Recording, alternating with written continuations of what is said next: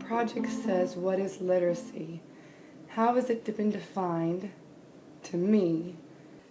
Oh, I'm so tired, and I have no time to think about creative things. Well, I could tell you what literacy ain't.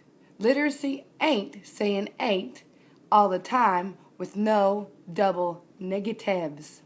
I need to speak to that for just a moment. We just learned from Amanda Godley and Allison Etcher that sometimes the dialect that students are speaking does not necessarily mean that they're illiterate.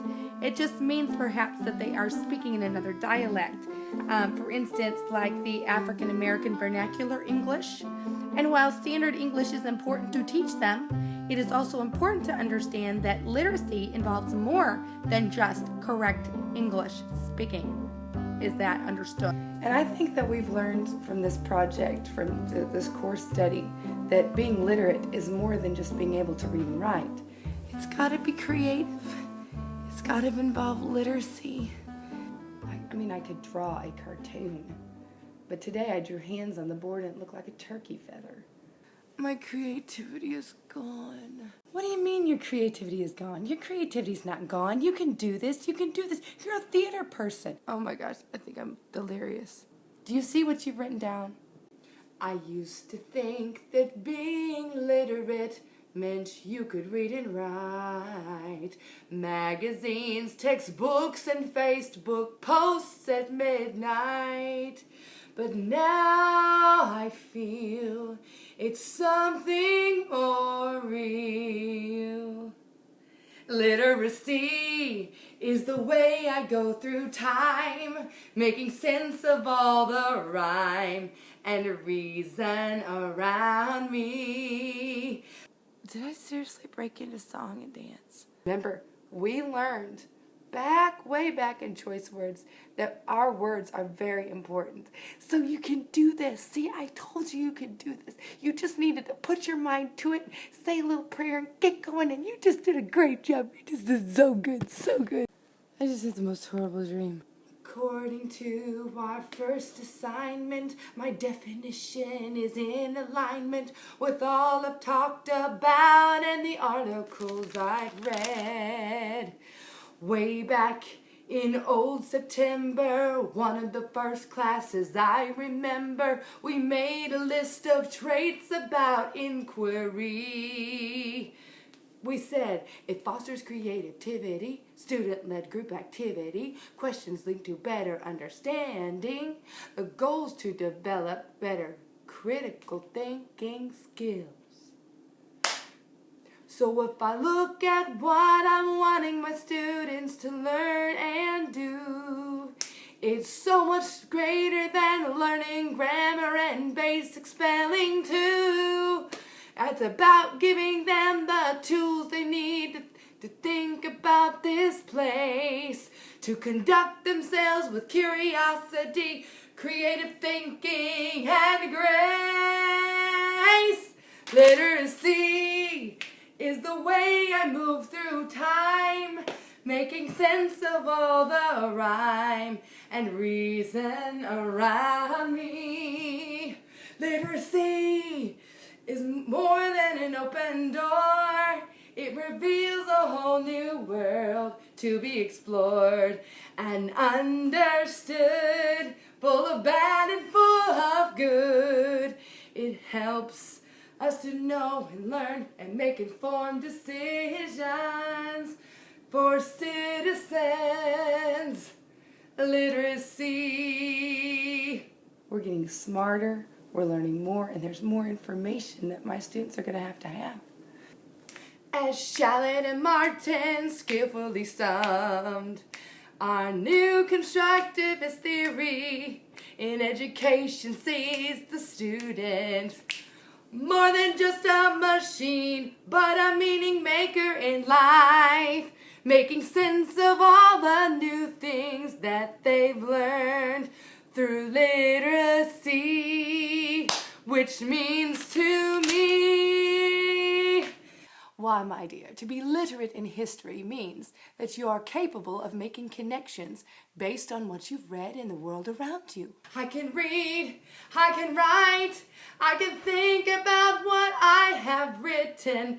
I can make new connections based on everything I've read.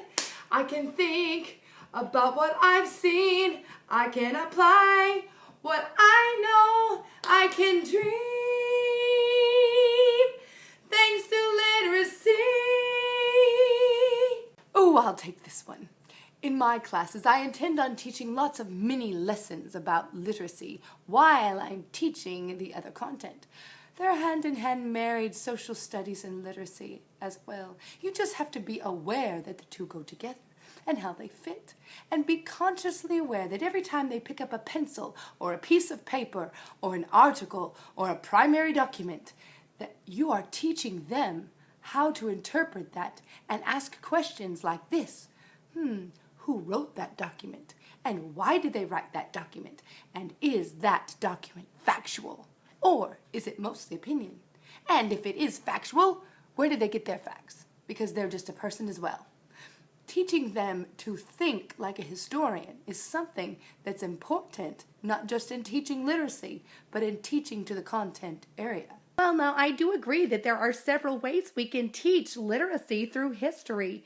Literacy and history go hand in hand, have throughout time. In fact, we wouldn't even have history if it wasn't recorded somehow down on a piece of paper or parchment or a stone tablet somewhere. I think the think aloud strategy is something that would be very, very helpful for this age group. The middle school students need to know how to think about these things, and sometimes it's just a matter of giving them a little scaffolding underneath. But we have to make sure our classes understand where to get good information resources at. For instance, how to look things up on the internet and ask themselves, is the internet the best place to look for this information? And which website is the best website to go to? I think as far as history and social studies is concerned, that is one of the most important things that we can teach our students, how to find good information resources and ask questions the entire time we're reading that information. Well, I'll take this one again. The how to teach literacy in the content area. Well, first, to begin, one must be aware that literacy is important. Being aware that everything you're doing is teaching literacy. How you speak to your students, how you encourage them, and how you allow them to speak to each other. How you teach them to take good notes. How you teach them to write and mark their texts. Why, teaching mini lessons on such things as how to read a caption, how to tell what's on the information on a timeline, and how to take notes and dash facts. All of those things are very, very important for historical studies. We love to enact things, so let's go ahead and use a lot of scripts and a lot of script creation with our students. Why, letting them come up with skits and plays and things like that, and a lot of creativity, a lot of use of creativity, because that's who we are as a person.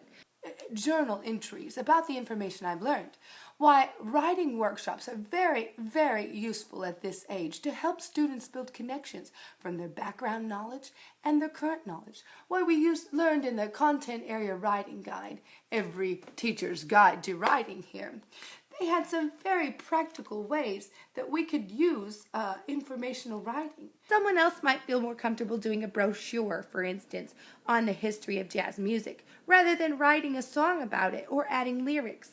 Literacy is more than an open door. It reveals a whole new world to be explored and understood, full of bad and full of good.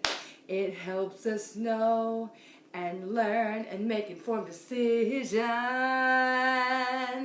as citizens. Literacy. What do you think? Wasn't that tremendous? Well, there you did it. You turned a perfectly fine project that could have been simple and easy, and you made it pretty darn hard. But it's really about taking in the whole of language and being able to use it to my advantage in society, and being able to say to the world, I can function in you, and I'm not afraid. So I guess I shouldn't have been afraid of this project either. It really wasn't as tough as I guess I thought it was going to be. But I still gotta write a paper. Who wants to do that? Any takers here? Maybe if you just go to sleep, someone will write it for you and you can just wake up and it'll be done. Plus, the darn thing's gonna be so long, no one's gonna want to watch it.